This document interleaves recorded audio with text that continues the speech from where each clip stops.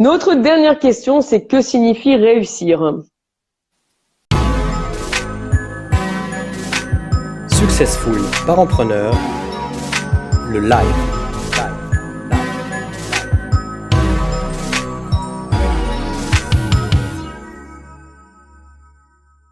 Vous avez 4 heures. Bonne question. Moi, je pense que la chose est vraiment... chacun doit avoir sa définition. Enfin, pas doit avoir, mais devrait avoir sa définition, en fait. Moi, j'ai la mienne, donc je vous donnerai la mienne. Pour moi, la réussite, c'est l'atteinte, c'est être dans la capacité d'atteindre mes objectifs. Bien évidemment, on dit en allemand « der Weg ist das Ziel ». Donc, le chemin et le but. Et combien de fois dans la vie, c'est pour ça que je suis très, très reconnaissant de ma compagne qui m'a dit n'oublie pas, le chemin, c'est le but. Et c'est vrai que, en partant de ces objectifs et le fait de les atteindre, et de vivre le moment présent, on a ce sentiment de réussite. Par contre, quand on n'est que focalisé sur l'objectif, sur le résultat, comme disait Patricia quelques minutes auparavant, en fait, on en oublie le moment présent, donc le processus.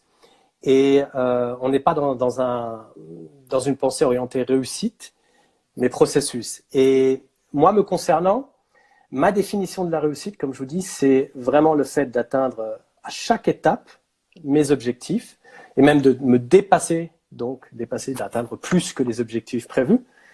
J'en parlais encore hier soir dans mon dernier article sur Facebook. C'est vrai que quand je regarde ce que je faisais en 99 financièrement et ce que je fais maintenant, j'ai réussi quand même à multiplier mon revenu mensuel par 50. Bon, c'est pas pour dire regarde ce que j'ai fait, mais dans les moments où c'est difficile parce qu'en fait les résultats ne tombent pas, il y a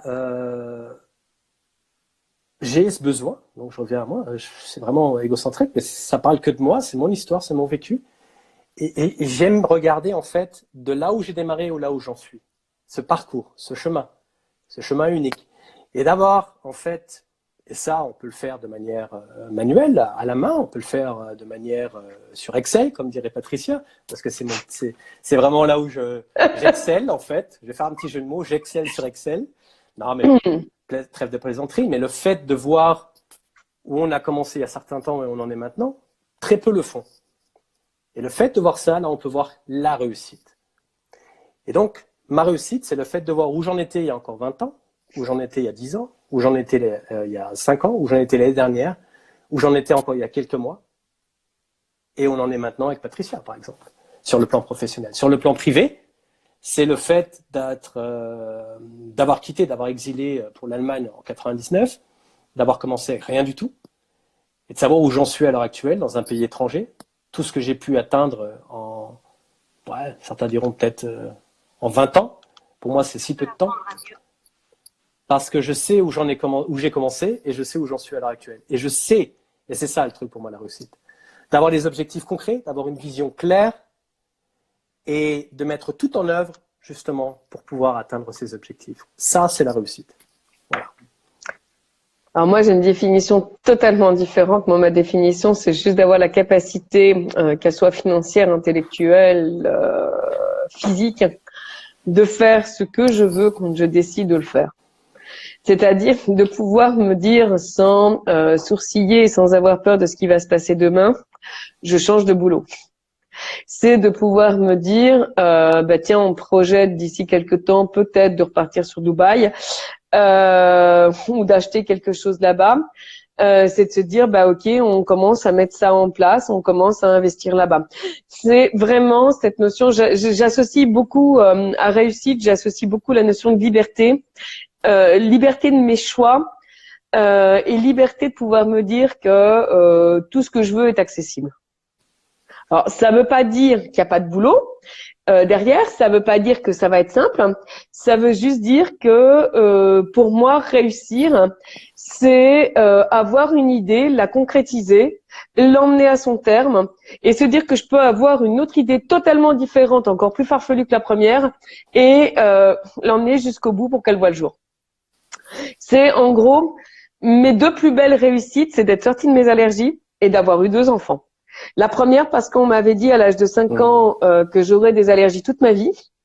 Et ce jour-là, j'ai promis à ma maman qui pleurait toutes les larmes de son corps parce qu'à l'époque, les allergies, c'était pas connu, parce que je faisais des crises d'asthme effroyables, parce que elle voyait que ça me coupait de la vie sociale, scolaire. Et j'avais fait la promesse à ma maman de lui dire à 20 ans, j'en aurai plus. Elle n'y a jamais cru. Moi, j'ai jamais lâché. Et à 22 ans, je n'avais plus d'allergie. La preuve, c'est que ma plus grosse allergie, c'était les chats. J'en ai 10 aujourd'hui. Ouais, Mon deuxième truc, hein, le jour où on m'a dit, c'était en 2007, hein, on m'a dit, vous n'aurez jamais d'enfant. Vous êtes stérile. Et je ne concevais pas une vie sans enfant. Et pour moi, la réussite passait aussi par le fait d'être maman. Et là, je me suis retrouvée en me disant, OK, j'ai une solution qui est d'adopter. Mon mari ne voulait pas, donc on a divorcé. Puis finalement, on s'est remariés plus tard. Mais ça, c'est autre chose. Et puis, mais j'ai jamais lâché cette idée. Et aujourd'hui, j'ai 2 enfants qui sont les miens. Et dans les projets, on a une adoption, en effet. Voilà. Mais et pour moi, réussir, c'est ça. C'est se dire, OK, il y a peut-être un diagnostic, il y a peut-être un obstacle, mais cet obstacle, c'est le début de quelque chose. C'est pas la fin, c'est pas l'échec, c'est pas ce qui va venir statuer en nous disant c'est terminé. Ton rêve, tu t'assois dessus. Non, c'est le début. C'est OK, là on a le problème. Il est médical. Quelle solution je vais pouvoir trouver? Alors, j'ai beaucoup travaillé sur ce qui était mindset, sur ce qui était développement personnel, sur ce qui était relation au corps, pour voir quels étaient mes axes d'amélioration. Bon, au final, ça a été un medley des deux. Hein. Il y a eu un gros travail fait de mon côté qui a pu permettre à mon corps de reprendre une fonction, une activité qu'il avait perdue. Et puis, il y a eu un apport médical puisque mes 2 enfants sont des fécondations in vitro. Mais qui n'était à l'époque de ma stérilité impossible. Donc voilà, la réussite, c'est vraiment me dire, j'ai toutes les rênes de ma vie en main, ne tient qu'à moi de savoir ce que je veux et d'aller dans cette direction. C'est totalement différent de ta vision. Pour moi, réussir, c'est ça, c'est me dire, OK, j'ai eu envie de faire plein de choses, parfois des choses qui ont changé d'orientation en cours. Mais par exemple, au fil de la plume, qui a été mon rêve d'enfant, je l'ai emmené au stade de société. Ça a été mon statut d'indépendant. Puis j'en ai fait une société unipersonnelle. Puis ça a été une SARL. Puis j'ai eu des associés. Puis un jour, je me suis dit OK, je me suis bien amusée. Aujourd'hui, elle a 18 ans, elle est grande, elle se débrouille toute seule. Alors, je suis comme toute maman d'un enfant majeur. Hein, je suis là quand on me demande de l'aide, mais aujourd'hui, elle fait sa vie toute seule. Voilà. C'est très bien comme ça. Et la réussite, pour moi, c'est ça. C'est pouvoir me dire que je peux faire ce que je veux quand je veux, que j'ai des capacités qui sont infinies, qu'elles soient financières, qu'elles soient mentales, qu'elles soient morales, qu'elles soient en termes de ressources humaines. Alors, quand je dis de ressources humaines, c'est pas de collaborateurs, c'est de me dire que dans mon entourage, j'ai les ressources nécessaires pour avoir les infos qu'il me faut si je suis bloquée sur un projet. Voilà. C'est vraiment ma définition de la réussite. Après, c'est comme toute définition, hein, c'est personnel. Tout à fait. Et voilà, moi, ma réussite, c'est de me lever le matin et de prendre mon café sur la terrasse au soleil en entendant les oiseaux chanter. Ouais. Et c'est vrai que dans cette logique de réussite, et je pense que toi, par contre, là-dessus, je pense qu'on se rejoint. C'est-à-dire que dans notre logique de réussite, on va pas aller analyser le résultat, on va vraiment s'attacher au processus et au parcours. Je pense que le parcours nous amuse plus que le résultat au final. Ah, c'est ça. J'ai essayé de le dire avec mes mots. Comme je disais, d'ailleurs, on le sait, toi et moi, on a vécu exactement les mêmes choses et ces grandes décisions, vraiment, c'est des décisions qui auraient pu faire basculer nos vies. Ton départ à Maurice, mon départ pour l'Allemagne, il y a quand même quelques années déjà. C'était des décisions qui étaient claires pour nous, c'était logique, mais on n'était pas capable de l'exprimer. Et ce parcours, ce processus, et comme j'ai dit tout à l'heure, je suis vraiment très très heureux et très reconnaissant d'avoir ma compagne qui, au bout d'un moment, sur mon parcours, s'est aperçue que j'avais un peu la tête dans le guidon parfois, ce qui arrive à tout bon être humain. Et bien en fait de me rappeler en fait cette belle citation. D'ailleurs c'est un philosophe, je sais même plus comment il s'appelait. Je sais pas si c'était Confucius qui disait ça, hein, ou c'était Goethe. Goethe. Je sais pas. Der Weg ist das Ziel. Donc le chemin est le but. Et c'est vrai que si on est fixé que sur l'objectif, bah, on est toujours dans le futur. Soit on idolâtre un truc qui arrivera peut-être, ou alors on a peur du futur. Mais le fait d'être dans le présent, moi, ça m'a permis d'être, quand on a eu notre enfant, d'être là pour mon enfant, au lieu d'être tout le temps dans qu'est-ce que je ferai demain, comment ça va se passer dans 2 mois quand on aura ceci, comment je vais faire pour payer telle facture, parce que c'est la vie d'un entrepreneur, est-ce que ce client-là, on va réussir à atteindre les objectifs qu'on a fixés, bla bla bla. Là, c'est vraiment mental. Et puis, entre autres, avec le partenariat avec Patricia, on a réussi mutuellement à s'apporter énormément de valeur. Et ça, on l'a fait sur ce chemin, donc ce processus. Et c'est pour ça qu'on kiffe le processus plus que le résultat, parce que une fois qu'on a atteint le résultat, on le voit. Nous, on a la chance de pouvoir progresser comme on le souhaite, donc d'atteindre ce que je disais tout à l'heure dans ma définition, ces résultats. Et bien, à chaque fois qu'on atteint un résultat, pam, on reprend le prochain. Même des fois, et ce qui arrive souvent, c'est qu'on a déjà mis la barre encore plus haute, alors que l'objectif n'a pas encore atteint sa date de fin, quoi, en fait. Parce qu'on réagit en fonction. Et on aime ça. Mais il y a des gens qui vous diront, bah non, moi, je préfère attendre. C'est un peu comme un pèlerinage. Il y a toujours des étapes où il y a une pause entre-temps. Mais nous, on est plus dans le faire, parce qu'on a de grandes visions et on veut construire quelque chose d'encore plus gros que ce qu'on a déjà construit, ou plus grand. Et c'est ça, plus grand, ouais, gros, c'est. Mais ça vient de l'allemand, hein, gros, tu sais très bien que. C'est Confucius, ta phrase. Confucius, hein, tu vois. Et c'est marrant parce que tu sais très bien, parce que tu pratiques plusieurs langues comme moi, couramment, quand on débute dans une langue, quand on commence à l'apprendre, on a tendance à comment ça s'appelle, pas transcrire, mais à transférer. Transférer, ouais, traduire, voilà. À faire des interférences, ouais, traduire, faire des interférences linguistiques. Voilà, on prend les phrases comme elles sont en français, on les construit en allemand. Celui qui s'y connaît en allemand et en français, c'est très bien qu'au niveau de la construction syntaxique, c'est pas du tout. C'est compliqué. Ouais, voilà, les verbes sont à la fin en allemand.